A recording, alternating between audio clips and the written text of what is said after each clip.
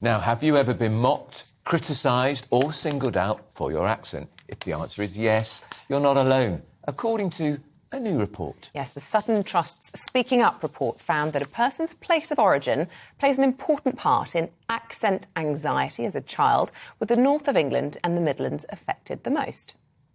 Here to tell us more is Senior Researcher and Policy Manager for the Sutton Trust, Dr. Rebecca Montacute. Good morning to you, Doctor. Tell us a bit about this then, because, a lot of people might do it in jest, not meaning anything malign. Is that fair? I think certainly there may be people doing it who don't realise the full ramification of their actions. But if we think about some of the kinds of things people have reported to us, it is really quite serious. So, for instance, someone was told after they went for a promotion and they didn't get it, they were a great candidate, but shame about the voice.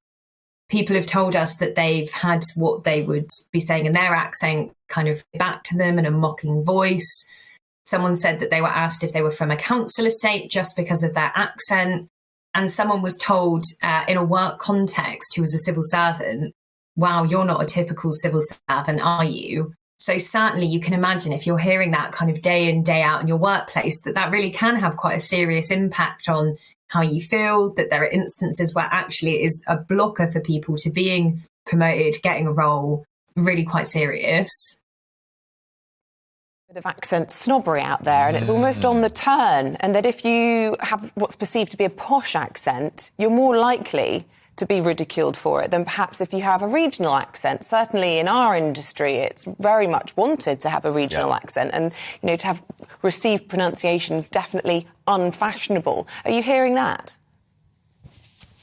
So that actually isn't what we've heard, and I think there certainly could be certain industries where having an accent could be beneficial. But actually, for people in earlier life stages, it's those from the North and the Midlands who are saying that they've got the kind of most accent anxiety. When we look later on for kind of older professionals, it's people from lower social economic backgrounds who are saying that they're experiencing the most accent anxiety. So 29% of senior managers from working class families said they've been mocked or criticised in the workplace for their accent, versus only 29% of those from better off families.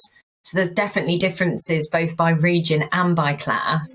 And it's those from the North and the Midlands, and it's those from working class families who are the most impacted. Which accent is, come on, you've got to tell us, which accent is ridiculed the most? I've got a suspicion. I wonder if I'm right. Yeah, so members of the general public were asked about what they view of the kind of prestige of accents, so which they think are the most and then therefore the least prestigious. So the most is that kind of received pronunciation, Queen's English, BBC English.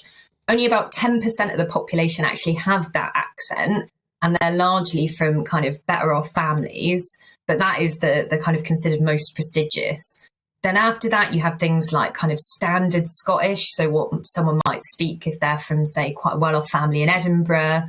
Standard Southern Irish, again, similarly from Dublin. Then in the middle, you have accents like Welsh and West Country. And then down towards the bottom in terms of prestige, you have ones like Manchester, Liverpool, and then unfortunately right at the bottom is Birmingham and a Birmingham accent.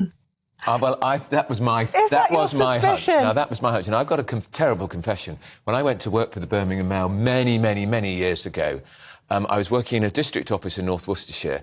I'd been at the office for an hour. I sneaked out to a telephone call box and rang a friend and said, the accent here, I can't believe it. Is my voice going to go the same way? And I was there for 18 months, 2 years. It never did. But the boss in that office, she called me up in front of all the staff and said, why do you speak like you went to a prep school? Because she sent her son to a private school, very smart school, Bromsgrove School, strong Birmingham accent.